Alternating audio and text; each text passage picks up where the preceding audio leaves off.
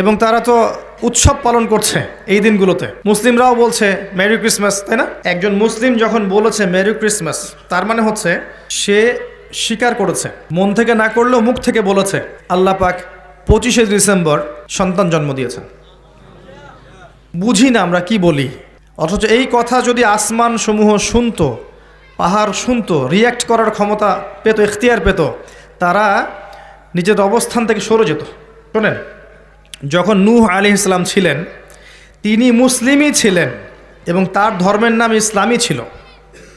যখন ইব্রাহিম আলাইহিস সালাম ছিলেন, তার রিলিজিয়নের নাম ইসলামই ছিল, তিনি মুসলিমই ছিলেন। দাউদ, সুলাইমান, ঈসা, মূসা, শুআয়ব, হুদ, সালেহ, মুহাম্মদ সাল্লাল্লাহু আলাইহি ওয়াসাল্লাম, কোনো নবী মুসলিম ছাড়া অন্য কিছু ছিলেন না। ইসলাম নতুন কোনো ধর্ম নয়, বরং সৃষ্টির শুরু থেকে এই ধর্ম চলে আসছে। কথা কি বুঝতে পারছেন? আল্লাহ পাক এই সূরার মধ্যে বলেছেন, ওয়ামা ইয়াবতাগি গায়রাল ইসলামি দীনান ফালা ইউকবালা মিন। কেউ যদি আল্লাহর এই দিন ইসলাম ছাড়া অন্য কোনো দিন তালাশ করে, ফালা ইউকবালা মিন, লা ইউকবালা, কোশ্চিন কালেও এটা তার কাছ থেকে কবুল করা হবে না। উত্তর পেয়েছেন? ইসলামের বাইরেরগুলোর কি হবে? এটা উত্তর। কোরআনে আল্লাহ পাক এটা বলেছেন, সূরা আলে ইমরানের মধ্যে আছে। আল্লাহ আরও বলেছেন যে তবে কি তারা জাহেলিয়াতের হুকুম তালাশ করছে? আফা হুকমুল জাহেলিয়াতি ইয়াবগুন ওয়া লাহু আসলামা মান ফিস সামাওয়াতি ওয়া মান ফিল আরদ তাওআন আও কারহান ওয়া ইলাইহি ইরজিউন। তারা কি আল্লাহর দিন ব্যতীত অন্য দিন তালাশ করছে, অথচ আল্লাহর সামনে আসমান জমিনের সব কিছু অলরেডি আত্মসমর্পণ করেছে এবং তার কাছে ফিরে যেতে হবে। তো এই আয়াতগুলোতে বোঝা যায় যে ইসলাম একমাত্র গ্রহণযোগ্য রিলিজিয়ন আল্লাহর কাছে। অন্য কিছু তালাশ করলে আপনি কবুল করাতে পারবেন না। হ্যাঁ, আপনি যদি ভালো কাজ করেন তাহলে সেই ভালো কাজের প্রতিদান আল্লাহ এই দুনিয়াতেই দিয়ে দিবেন, পরকালে তার কোনো অংশ থাকবে না। নবী সাল্লাল্লাহু আলাইহি ওয়াসাল্লামের সামনে ওমর রাদিয়াল্লাহু আনহু একদিন তাওরাত পড়ছিলেন, এমনি পড়ছিলেন। উনি কি তাওরাতে বিশ্বাস করতেন এমন? তাওরাতের অনুসারী ছিলেন এমন না, এমনি ভালো লাগা থেকে পড়ছিলেন, জাস্ট পড়ছিলেন। নবী সাল্লাল্লাহু আলাইহি ওয়াসাল্লাম এই দৃশ্যটা দেখে রাগে তার চেহারা লাল হয়ে গেল। তিনি বললেন, ইয়া ওমর, হে ওমর, তুমি তাওরাত পড়ছো? আমার সামনে তুমি তাওরাত পড়ছো? লাউ কানা মূসা হাইয়ান, যদি মূসা, যার উপর তাওরাত নাজিল হয়েছিল, এই মূসা যদি এখন জীবিত থাকতো, ফাত্তাবা'তুমূহু, আর তোমরা তার অনুসরণ করতে, ওয়া তারাকতুমুনি, আর আমাকে ছেড়ে দিতে, লা দালালতুম আন সাওয়াইস সাবিল, তাহলে তোমরা সঠিক পথ থেকে বিচ্যুত হয়ে যেতে। লাউ কানা মূসা হাইয়ান, যদি মূসা এখন জীবিত থাকতো, তাহলে ওয়াদরাকা নবুয়তি, এবং আমার নবুয়ত পেত, লাত্তাবা'আনি, অবশ্যই তার উপর কর্তব্য ছিল আমার অনুসরণ করা। কথা কি বুঝতে পারছেন? মূসা, দাউদ, সুলাইমান, অন্য সম্প্রদায়ের বইপত্র তো অনেক দূরের কথা।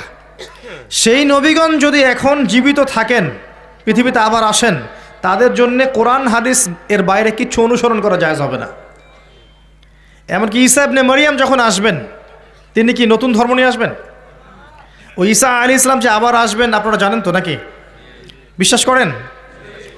কিন্তু এক শ্রেণীর মানুষ বলছে যে ঈসা আলাইহিস সালামকে তারা হত্যা করেছে, ক্রুশবিদ্ধ করেছে। আপনি কি বলেন? এবং তারা তো উৎসব পালন করছে এই দিনগুলোতে। মুসলিমরাও বলছে মেরি ক্রিসমাস, তাই না? মুসলিমরাও বলছে। এক শ্রেণীর মানুষ বলছে যে আল্লাহ পাক সন্তান জন্ম দিয়েছেন, নাউযুবিল্লাহ, এবং ঈসা ইবনে মারইয়াম তার সন্তান। আপনি কি বলেন? বিশ্বাস করেন? একজন মুসলিম যখন বলেছে মেরি ক্রিসমাস, তার মানে হচ্ছে সে স্বীকার করেছে, মন থেকে না করলেও মুখ থেকে বলেছে। কি বলেছে?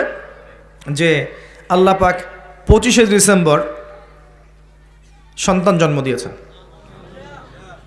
কথাটা এটা হলো না? বিষয়টা বুঝি না আমরা কি বলি, অথচ এই কথা যদি আসমান সমূহ শুনতো, পাহাড় শুনতো, রিয়্যাক্ট করার ক্ষমতা পেত, এখতিয়ার পেত, তারা নিজের অবস্থান থেকে সরে যেত।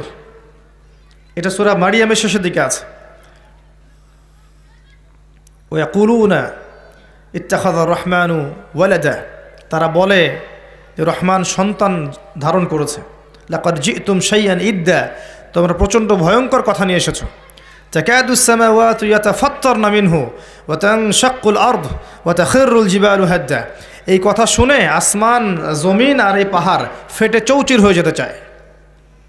ওদের যদি ক্ষমতা থাকতো, এখতিয়ার থাকতো, ফেটে চৌচির হয়ে যেত। এত বড় কথা বলেছো তোমরা।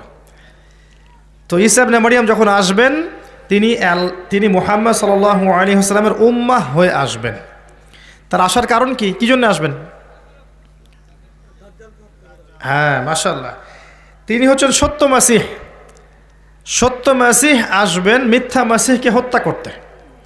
মিথ্যা মাসিহের নাম মাসিহুদ দাজ্জাল। আর দাজ্জাল নিয়ে খুব একটা আলোচনা হয় না আমাদের সমাজে। এটাও একটা কিয়ামতের সাইন যে দাজ্জালের আগমনের আগে আগে মানুষ তার আলোচনা ছেড়ে দিবে। এরকমও আছে কিন্তু হাদিসে, যে দাজ্জালের আগমনের আগে আগে মানুষ তাকে নিয়ে খুব একটা আলোচনা করবে না। তো সে বিশ্ব শাসন করবে এবং জিউসরা ওকে ফলো করবে। সে বিশ্বের প্রত্যেকটা বিষয় নিয়ন্ত্রণ করে ফেলবে। তাকে আল্লাহ পাক এত ক্ষমতা দিবেন মানুষকে পরীক্ষা করার জন্যে যে ঈমান ধরে রাখা খুব কঠিন হয়ে যাবে।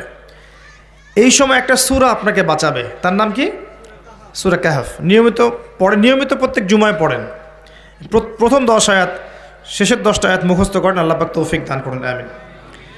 এই সূরার মধ্যে এমন কিছু আছে যা আপনাকে দাজ্জালকে চিনতে শেখাবে, তার ফিতনাগুলো থেকে বেঁচে থাকতে সাহায্য করবে। পড়াশোনা করে আপনি খুঁজে বের করেন সেটা কি জিনিস।